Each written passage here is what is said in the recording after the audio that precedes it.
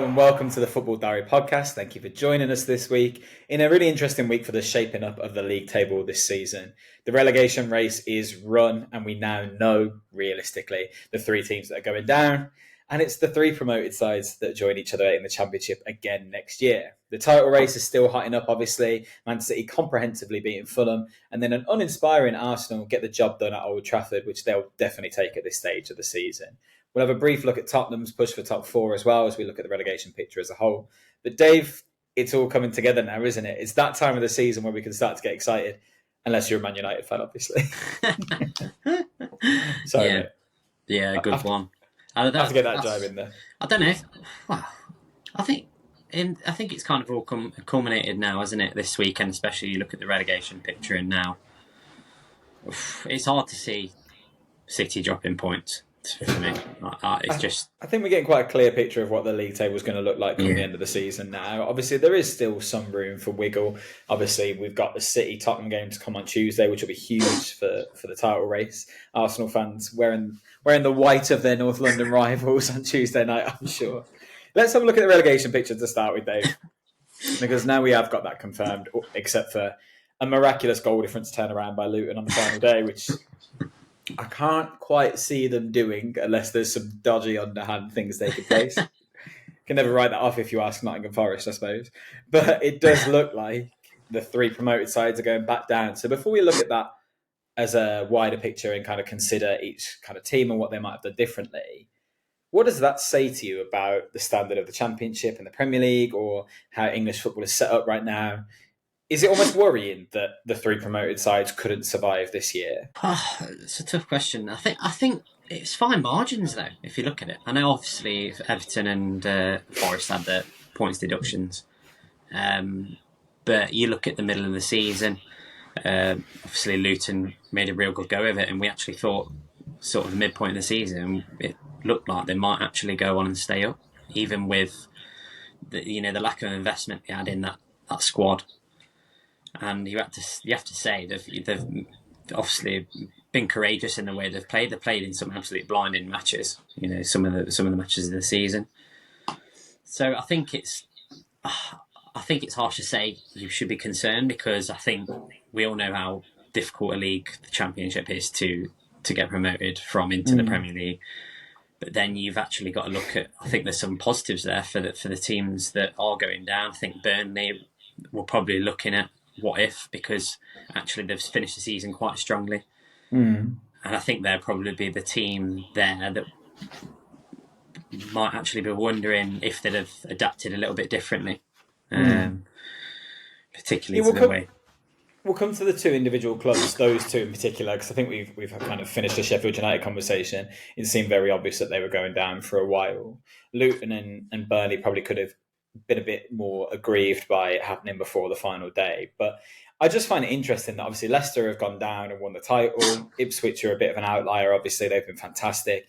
And one of Leeds or Southampton were probably the favourites for the playoffs as well. So you look at the clubs that have gone down, competing very well in the Championship, the clubs that have come up really struggling.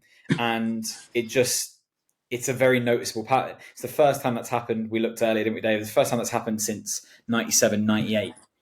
And you wonder whether the financial structure of the league, obviously there's changes in FFP ruling next year, it looks like, whether actually it's almost too hard to survive. Now, there'll be a lot of benefits for the clubs that have gone down. They'll get a big cash injection in the parachute payments, and maybe then they can stabilise and come back again better equipped. But I find it a really interesting picture as a whole to see the three of them join each other back in the Championship. But let's come on and look at them individually then. You mentioned Luton. We'll come to them next. Let's start with Burnley. We'll go in ascending order. We'll start from Burnley from the bottom. They lost 2-1 to Tottenham after leading in the game, and it all went wrong for Vincent Kompany's men in the end, despite a fighting chance of it, really. We looked at, obviously, how their form had improved over recent weeks. Burnley just didn't look good enough at what they were trying to do, did they, Dave? No, and I think you're right about the state of the person. I think particularly if you look at those three teams, I think there's a lot of untried players in there in terms of whether they have the quality and the tested levels at Premier League level. And I think they'll have a better insight of some of those players that are in there that are up to it. I think there's some good, well-talented players in that Burnley team, the likes of Amdouni, Lyle Foster. I think they look really good. But then I think there are a couple of players in there that probably didn't quite fit the philosophy that they were trying. They were trying in terms of playing out from the back. They came unstuck a number of times throughout the season, really, and kind of pivotal times in matches when it just kills a team.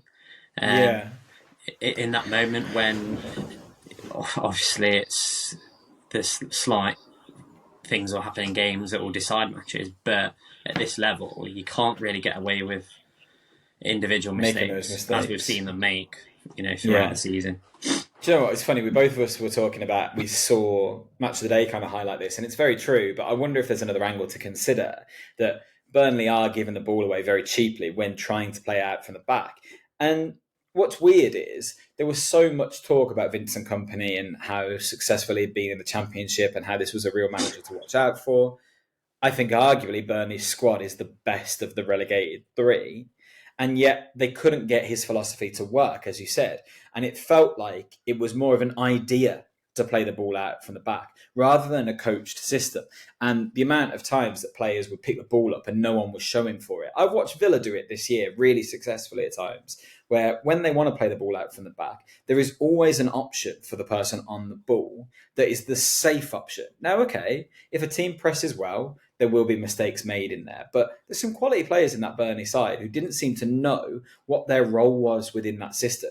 Is that indicative of Kompany maybe being out of his depth at this level, or is it more that the players just weren't up to his wavelength with what he was trying to do, and perhaps him coming down from a playing level at Man City's to play for a relegation threatened side just didn't really marry up properly? I think it's... You could probably say it's a combination of two, but then you've got to remember, Kompany's very early on in his coaching career. Yeah. He's never coached in the Premier League before. This is a completely new experience and a completely different level. Let's be honest. You find your level, coaching in the Championship and making that jump up. It's always going to be completely different, and I do think it's a bit of both. And I think probably lacking the right personnel in that midfield area, and I think potentially in defence, the transition. It's they've been caught out a number of times. I mean, you look at the United game. Obviously, the goal that came from Anthony was really let them down, and when they've actually played quite well in that game, could have gone on to win. Yeah. So I do think it's probably a little bit both, to be honest, if I'm being honest. And it's an experience that will obviously stay with them. They'll know what they need to work on. I think Kompany will have a better idea of what players haven't worked for him as well. So that's what I was going to ask you next then. What does next season look like for Burnley? Do we expect them to come roaring back to the Premier League? Because they were so excellent in the Championship last year. Do you think they'll stick with Kompany? And do you think we'll see an immediate return to them? Or might this be enough to worry the Burnley owners to think that they might need to reshape a lot of it? I think it'd be silly of them to look elsewhere, because we've seen how difficult it is for clubs that go down to actually make the jump back up. And really, they should be really eager to keep some of those players in that team, because they've had that experience at the very top now. And if they can, obviously, he's gonna have to look for a reaction. It sounds like it, to be honest. I saw his post-match interview, and it sounds like he's looking forward to having another go at next season and getting them back into the Premier League. And he definitely should. I just wonder if they can get back there again, whether they look to bring in a couple more experienced players that have got a bit of know-how. Because you look at the likes of, for instance, Luton. Look at what Ross Barkley gave to them this season. That bit of control in the field. I think that's probably what they need. Yeah, we'll come on to Luton in a second and come back to the relegation picture. But while we're on this fixture, worth mentioning Tottenham, who obviously they are still trying to keep pace with Villa. They need a perfect finish to the season in order to do that, and they've obviously got Man City to play midweek. They got the win here in the end. Obviously, they trailed early in the game, and it took Mickey van der Ven, who I think a lot of people would say has been their player of the season, to come up with the heroics late on. I think it's interesting though, Dave, that Tottenham know they need these results. They'd lost 4 in a row before this game, and it took an excellent goal from their right back and centre back to get it over the line. When you consider that obviously Spurs lost Kane, but brought in Brennan Johnson, they brought in Timo Werner in January, Richarlison is there, Son is there. Is this Tottenham team still lacking that clinical edge at times? And would that be enough to cost them in the race for the top 4? I think so. I definitely feel like they're lacking a bit of seniority in there. I think obviously the loss of Kane. I think it's we talk about his loss in terms of his goal and as an input, but I think his know-how in that team and his experience is invaluable. And if you look at obviously some of the rest of the players in around that squad, there's not many of them actually that have been around, with obviously the exception of Son, Højbjerg as well, who's been there for a while. It's a relatively young team, if you think about it. I think it speaks volumes if you look at the likes of I think Pedro Porro's had a really good season. I think he's been in bright light for them alongside Van der Ven. So I think it's probably something. It's definitely a transitional period. We knew that, and if anything, I actually think Spurs have probably, some of their performances have been better than what I expected this season. I thought it might have been a bit of a rough season, but actually they've done fairly well in spurts. They've just at the very end of the season, they've actually struggled in some of the bigger matches, and when it's come to the crunch, they've not quite met it head on. Are you giving the North London sides any hope? Can you see Spurs getting anything against City on Tuesday? It's difficult too, isn't it? I think. Yeah. Their record is good. I don't want to go down the line of Spurs don't want to do Arsenal a favour, but because at the end of the day, these are professionals, and anything can happen at the end of the day. We saw Villa nearly do the impossible. Obviously, was it a couple of years back on the final day for Liverpool? Yeah, that was close, and I'd like to see a bit of drama. I would like to see a bit of drama, to be honest. But it's difficult to see it, isn't it? It's City just being relentless. If Villa managed to get something from the Liverpool game and it is over for Spurs, I'll be honest, I wouldn't be surprised to see if a few of them roll over and not want to help Arsenal. But they're playing for something still, so it does make it interesting. Let's look at the other relegated side then. We've mentioned them a few times already, and I'll actually be quite sad to see them go from the league. We've had some good correspondence from Luton fans on the podcast this year, and they've played some really nice football at times. Rob Edwards is a coach that I think has gained a lot of credit this year again. In his young career, he seems to be inspiring many, and despite their relegation, the fans clearly showed amazing appreciation of Luton at the weekend. Rob Edwards was in tears himself. You saw him to Morris as well when he was speaking after the game. It's a good connection they've got there. Luton then, where has it gone wrong for them? Because it seemed like they had a lot in place to make this actually quite successful. I think if you look at the midpoint of the season, we've said for a few weeks, haven't we? I think we mentioned a couple of months ago that they've been picking points up for the odd game, but they've not been getting wins. They've not been transforming those points into wins. They got what, 8 points out of their last 48 points available, which tail end of the season when you're fighting something like that, it is relegation form, sadly. Yeah, I think obviously the last win came against Bournemouth, which was, I think, nearly a month ago now.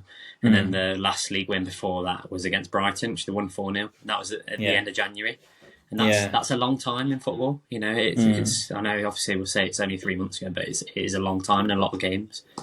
And I think a lot of that's been down to probably some of the injuries that have accumulated along the way. You look at that first 11, I think there's a lot of quality in there. I think they've done so well considering the lack of experience at the Premier League level. We said how well they've actually done, really, considering they were probably, alongside Sheffield United, probably the favourites to go down. Yeah, because definitely. it was we didn't know what to expect from them, if being perfectly honest. And it's not just the injuries, but I think it's a lack of depth in the squad, strength in numbers. There's obviously some young players like obviously Tahith Chong who's actually come in and done really well when he's played as well.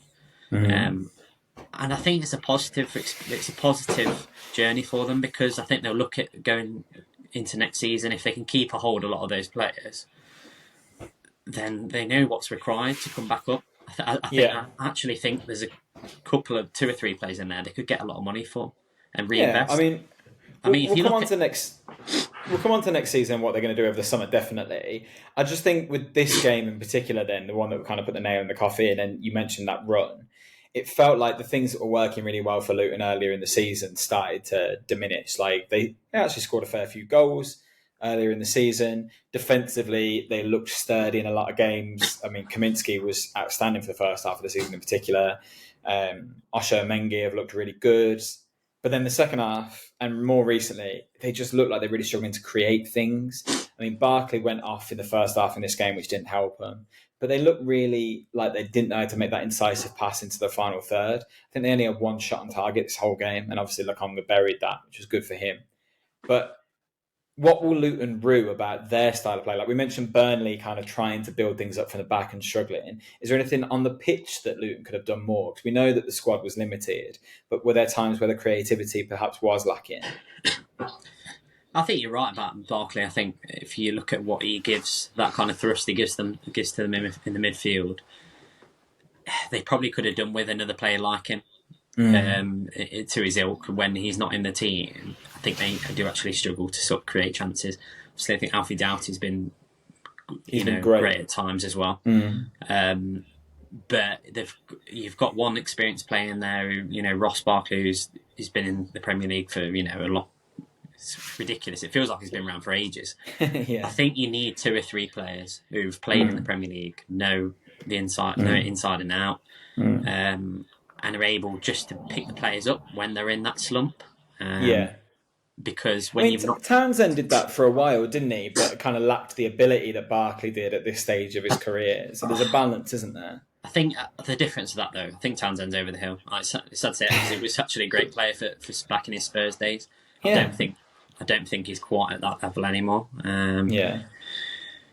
And it's shown with that, and those injuries have come back to bite them. We've seen it. I think Adebayo was a massive one. Like he gave them so much, and he's definitely been one of the players of the season for me. I think what he shows, he's been linked, hasn't he, these last few days? I think to Leicester, which is an interesting one. But I'd like to see him stay at Luton, bring them back up. I think they've been a breath of fresh air. So go on then, let's talk about that next season for Luton then. We said the same about Burnley. Do we see Edwards staying?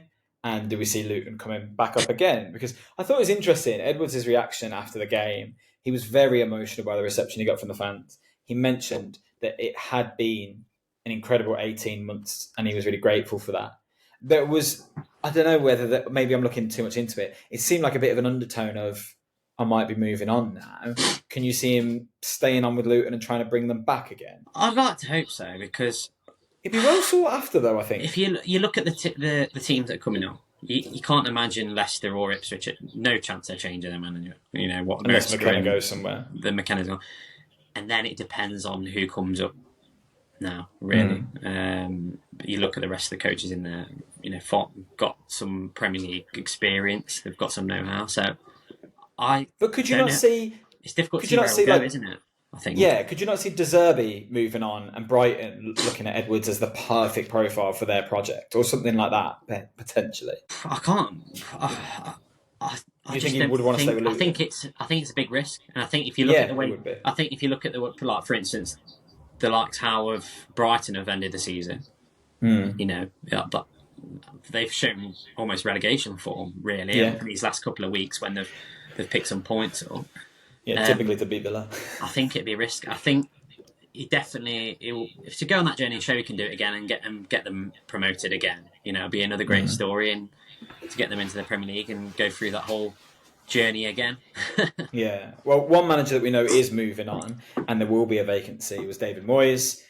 A fitting send-off for him, Dave, to see a 3-1 win at home. I mean, there was some good play in this game again. You've been saying for a while that you thought Moyes should move on from West Ham, so how do you sum up his time there, and what's next for West Ham? I mean, me and Mike discussed this a couple of weeks ago, and I just said that I think with the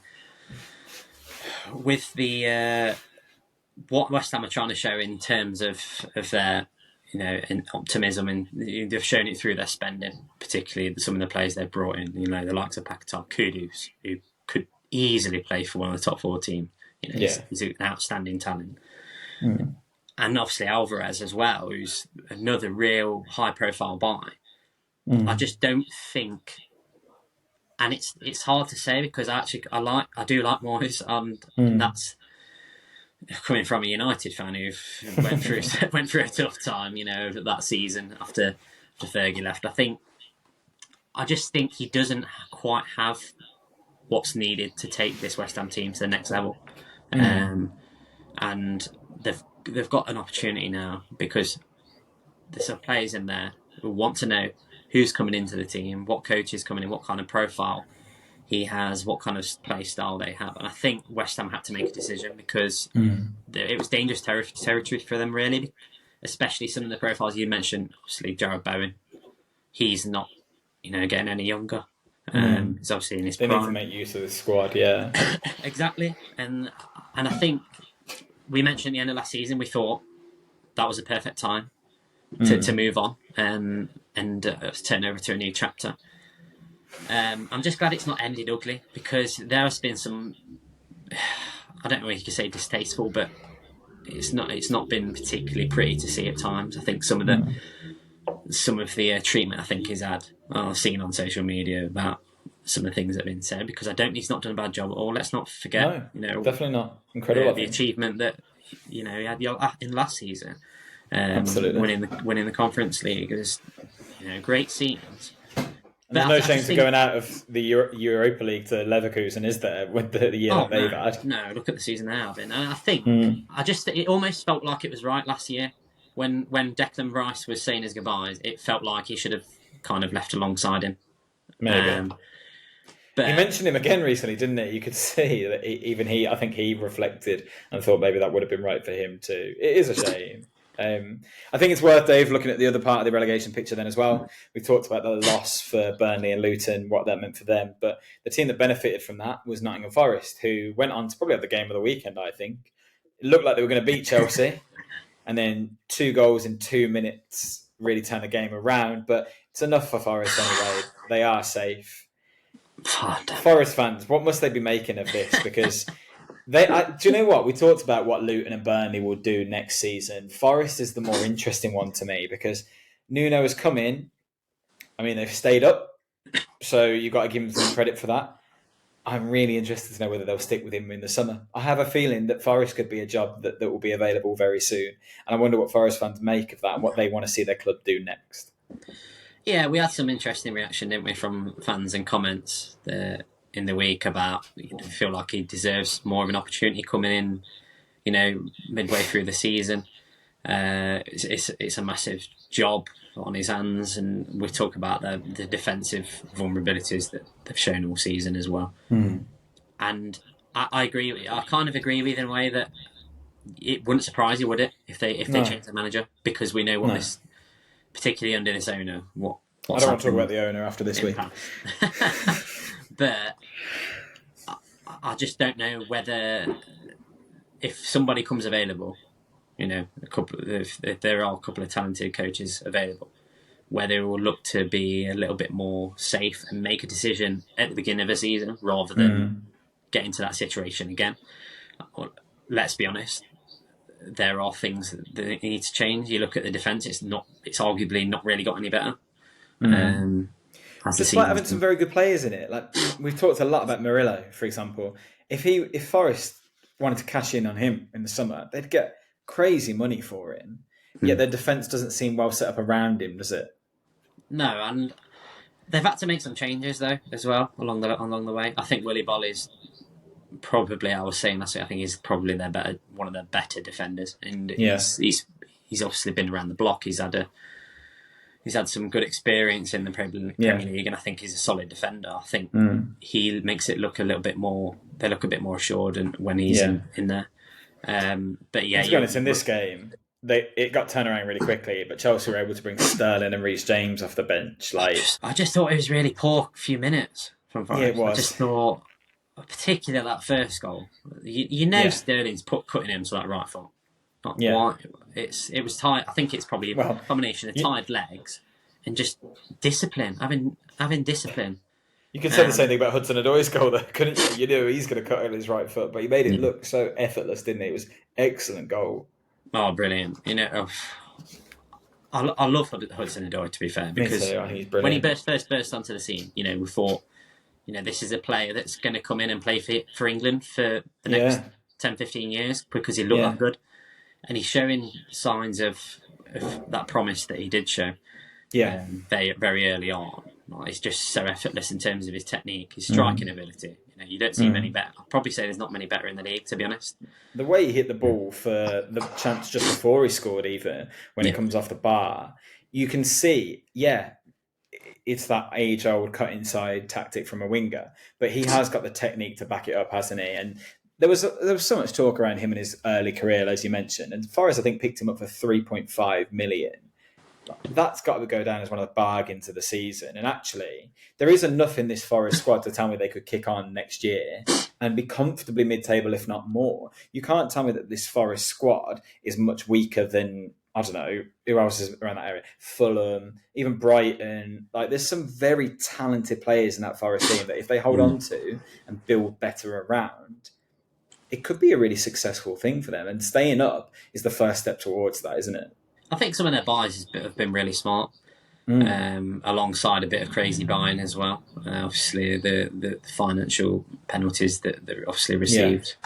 You mentioned there, I think him, Malanga, Awoni's had his issues again, hasn't he, with his fitness. I think you've got to say it's their attack that have kept them up. Yeah, of course. Far and away, that their attack is the best among those at the bottom. I think what's funny is they've scored less than Luton this year, but it doesn't feel like that should have happened because you're right. I think the same thing. Their attacking line is so threatening, and I think it's only going to get better. Yeah, there's so much room for improvement. I think, obviously, without mentioning Morgan Gibbs-White as well. They hold on to him. Yeah, but I think if there's one that they can't afford to lose, I think it's him. Yeah, agreed. I just think he's so good. I think he's that good. He could easily be playing for one of the bigger teams in the league. Obviously, competing at the top. Yeah, but he's still a player that's developing as well. I think if he's being smart about it, he'll stay because you mentioned the talent that there's in this. There's a lot of raw talent in there. The likes of Danilo. I really like Danilo. Danilo's fantastic. I agree. I think they're a much better team when he's in it. Agreed. So it's going to be interesting to see what happens next season. I just think it's definitely going to be a club to keep an eye on because you just don't know what to expect from Forest, do you? Absolutely. So that's the relegation picture. We obviously mentioned Spurs chasing down the top four. Villa don't play till tomorrow, so not allowed to talk about them right now. But hopefully we can do Liverpool and claim it. That'll be the perfect way of finishing the season for me. The title race is still alive, Dave. Man City. There was talk, can Fulham upset the party? No. Man City won comprehensively. Gvardiol, all of a sudden, Pep's talking about how he signed the best winger in world football.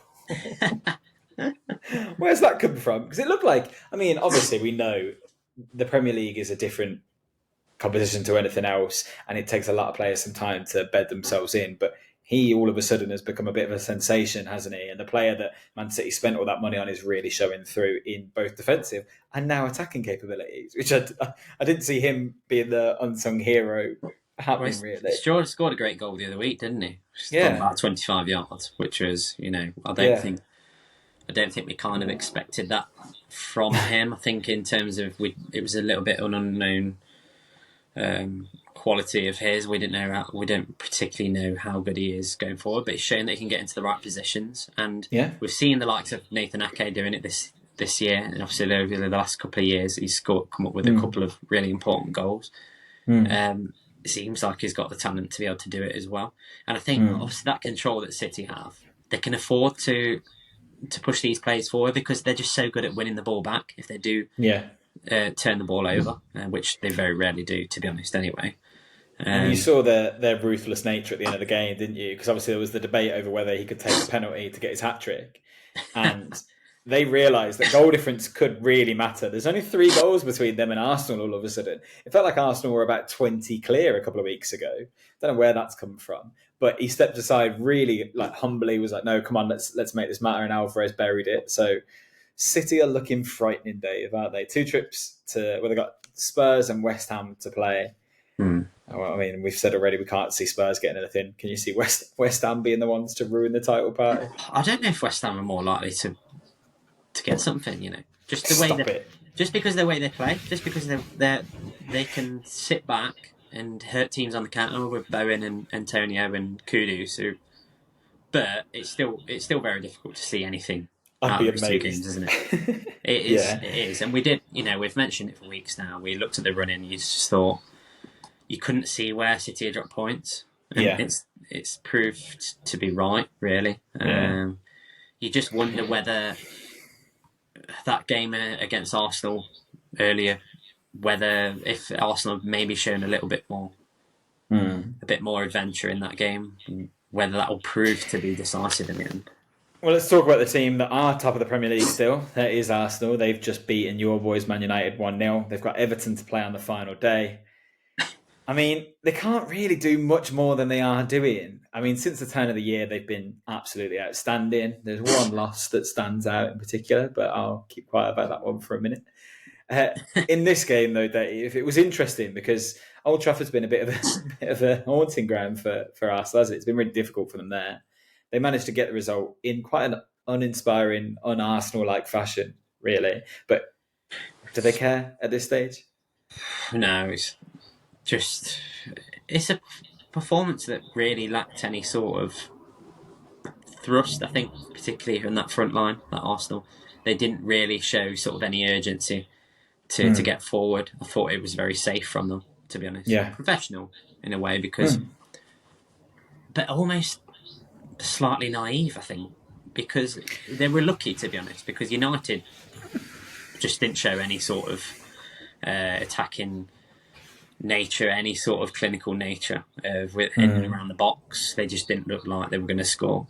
And do you know what, though? Because of that, Dave, I wonder if I'd call it naive, because I'll be honest, Arsenal knew United weren't going to create anything. United's threat normally would come from Fernandes playing long balls over to Rashford out wide, getting in behind them. Neither of those players were in there. So the odds were United were going to resort to trying to get the ball into the box at Højlund, in which case Saliba and Gabriel were going to deal with that all day, or players trying to cut inside and shoot from distance. And I think they trusted in Raya to deal with that as well. So I wonder if it was naive or just they knew their opponent today. Yeah, but I think you anticipated Arsenal to probably create a little bit more than they did. I thought they would, yeah. I thought they would. It was really, to be honest, aside from that first that terrible mistake from Casemiro. We'll come to that. There wasn't much more there from them, and I just think maybe it was about managing the game more than anything for them. And they're in a position, let's be honest, they're where they faltered at the finish line. Obviously last season. Now they're in a position where they've got to the last game of the season and they've got an opportunity now. And you could see there was a nervous nature about the fans. You looked at the fans in the stadium, even though United weren't really putting a great deal amount of pressure on to score an equaliser. There was a lot of nervous behaviour in the stadium from their fans, and I think that kind of rubs off onto the team sometimes. But do you know what, though? On that note, if Arsenal can get a win over the line in a game like this where they are a bit more backs to the wall or not really controlling the play, at this stage of the season, when, like you say, we've seen Arsenal fall short at the final hurdle enough times, I think if anything, that's a testament to the character of this side and the improvement they've made, that they're still picking up wins even in games like this. Because last couple of seasons, they would have dropped points here. They would have if they played like that. And instead, they had the solidity, particularly at the back, to hold on and get what they needed to. And they capitalised on the United mistakes. And is that not exactly what we want to see a team that are competing at the top level be able to do? Yeah, you mentioned the defence there, I think, played really well, obviously. Gabriel and Saliba. I thought Declan Rice had another good game. I thought he played quite intelligently and carrying the ball out and keeping a hold of the ball when he needed to. particularly the last sort of 20 minutes, they were being a little bit careless at times, Arsenal, with the ball. Yeah. And I think he saw that was becoming too common occurrence, started to play a little bit smarter, keeping a hold of the ball and recycling possession when he needed to. And I think he's actually done that role perfectly this year, Rice. I think considering he's not been in this kind of situation before where he's played for a top team at club level, I think you've actually got to give him a lot of credit. Did you find Ten Hag's comments about Rice midweek interesting? Yeah. He was asked about it, wasn't it? Did you have the opportunity to sign Rice or anything like that? And he kind of said, yes, we got Mason Mount, which I thought was a really weird line to take that down. Yeah, I don't know. I find some of Ten Hag's comments a little bit odd at times in the media. Come on then, we've got time for it. Let's have a little look at Man United, shall we? So realistically, they're going to finish 8th, we think now, right? Because West Ham have got one game left, but it's City, and we've both said we can't see them catching that. So they're not going to finish any lower than 8th. We'd imagine they could still, in theory, catch Chelsea and Newcastle. I can't see that happening, if I'm honest. I don't know, Dave. Like, we're reaching that time of the season now. We've talked about Man United a lot through this season and the problems. I feel like there's one player in particular that's taken a lot of stick at the moment, and I wanted to mention it, is Casemiro, who came in last year, was a bit of a revelation for you and really helped the side kick on and get to some of their league objectives last year. He looked sensational. A year later, we're talking about a player who looks so past it that he can't feature at this level anymore, which is bizarre. He's not actually as old as I think a lot of people would think. I've got a lot of empathy for him playing out of position at the moment in particular, but his head just looks all over the place. A centre-back or not, an experienced player like him knows to follow the defensive line. He stays so deep that he plays Havertz onside for the Arsenal goal. And it was woeful. So how is a player that has gone from being probably United's player of the season last year, if not amongst them, gone to be essentially a liability that quickly when we're talking about a world superstar? And is this indicative of a wider problem at Man United again? Because how many times have we seen this? United spent big money on a player and their career just completely nosedive.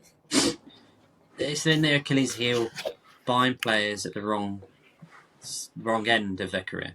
Yeah. You know, you look at Edinson Cavani, Alexis Sanchez, Ibrahimovic. These are all players that should have been bought.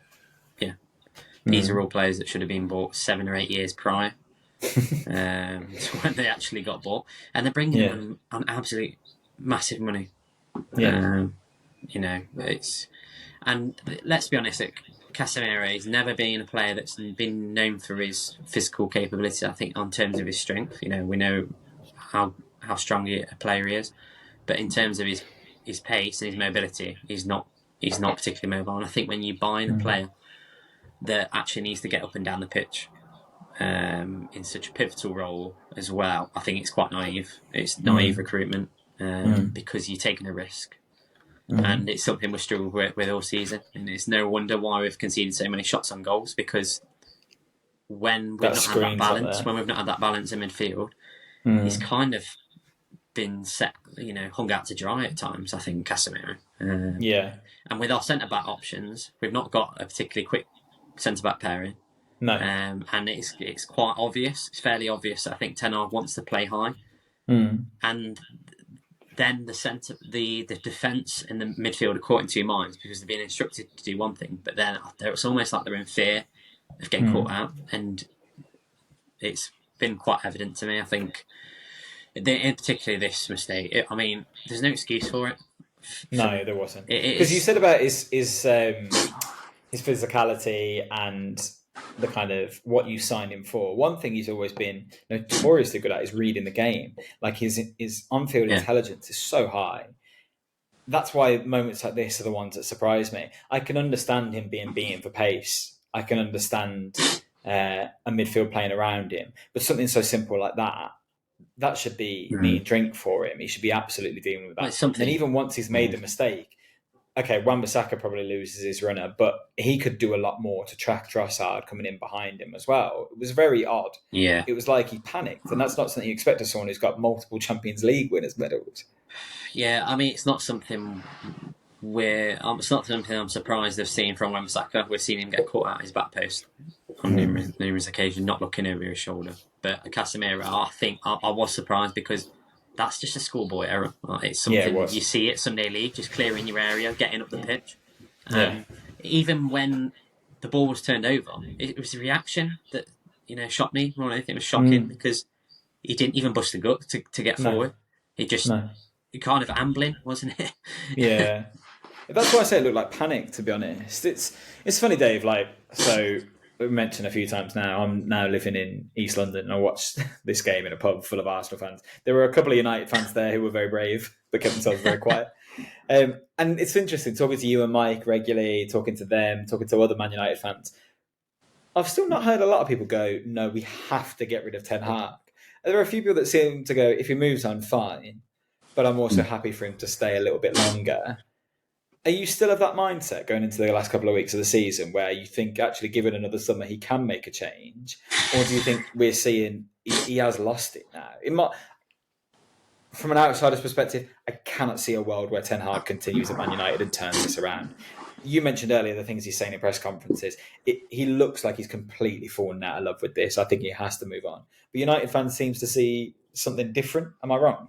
I think some have warmed to the idea of seeing what Ineos bring into play, seeing what changes they make in terms of the recruitment, and seeing who they trust with the players and the personnel that they bring in, and letting Ten Hag completely entrust him with the coaching role, because it's been quite evident that some of the players that have come in haven't been right. I'm unsure. I'm just unsure, and I personally don't know the answer. I don't think anyone does, really. And I think the main thing is for me is because I don't think there's the right coach out there at the minute. Yeah, that's what it is. You don't know the answer because there isn't an obvious answer. There isn't necessarily someone who screams, yeah, that's the person that I want to bring in that would be available. And you look at some of the players, some of the managers that have been linked. I mean, it scares Southgate's me. It scares me seeing some of those names. Southgate and Tuchel, they're the two that I keep seeing. Yeah. I mean, do you think Tuchel's going to improve this team massively? I don't know. And even if he does, it's a new ownership. Tuchel famously doesn't necessarily get on with owners very well for long. It's not a long-term fix, is it? Rubbing players up the wrong way. I mean, we've seen some of the comments he made about Min Jae, a couple of weeks ago. And I just think they will. I think they'll give him another year. Whether or not that is going to be the right decision, we'll see. Yeah. But I just think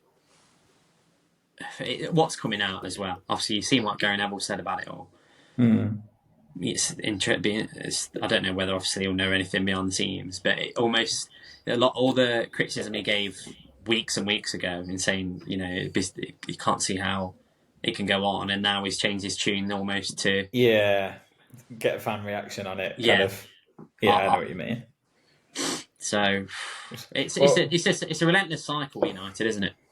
It is, but not always on all fronts. Let's give you something to smile about for a minute, Dave. We've had enough negative chat about Man United. Should we look at the women's team? Because they've just lifted their first ever FA Cup 4-0 win over Spurs. Mike's not with us today because him and his family have been at Wembley. A brilliant thing for him to have been able to see. So there is some joy in being a Man United fan right now, isn't there, Dave? I think this is the perfect end to the season for them, really. I think they've obviously not had the best season by any means, but I think ending it on a positive note was absolutely vital for this team because they've come under a lot of pressure. Some of the outside noise around the club's not been great. We've been a lot of talk of some players leaving, the likes of Garcia and Marriott, who've been key players the last couple of years. I think to see Alatoon to step up to the plate and really make a difference, that first goal, was absolutely superb. And she's not had the best of seasons. I think she'll probably admit herself that she feels like she could play better at times. So it's just great to see a spectacle like that and to see them obviously win the FA Cup. Well, it was a huge opportunity for both sides, wasn't it? Because I think it's the first final that's not had Arsenal, Chelsea or City in it for like 20 years. Yeah, and Spurs will definitely feel aggrieved that they've not made a better show of it. quite funny that it's probably the best chance for both teams to get a trophy as well, because you mentioned there not one of the big guns being in the final. It was a real opportunity for Spurs and United to get that trophy, and thankfully United it's not all been an all terrible day for the fans. Yeah, and you mentioned Garcia earlier, so she stole the show, 2 goals, player of the match performance as well. Do you think that she'll stay? Do you think her and Earps will both look to move on in the summer? How do United kind of kick on from here? I think Earps will go. I don't think she'll stay. I think it's got following a similar kind of tune to Russo. Yeah. For me, I think she's been a great player for United, but I wouldn't begrudge her leaving if she wants to leave. I think it's going to be what's going to be a big thing. I think is a backing from Ineos in this, and the contribution they're going to make to that women's team, because it just seems like it's not been on the same wavelength with previous sort of hierarchy.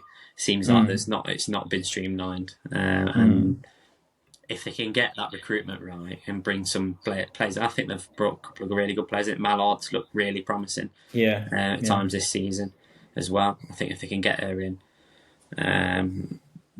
permanently, then that would be a good addition. But I think there's a little bit of lack of communication, to be honest, between the club and the fan base, on the women's side especially. So I just hope that they're going to invest, and it seems that way. It seems for the communication that Ineos have given when they came into the club, it seems like they're striving to achieve on all levels.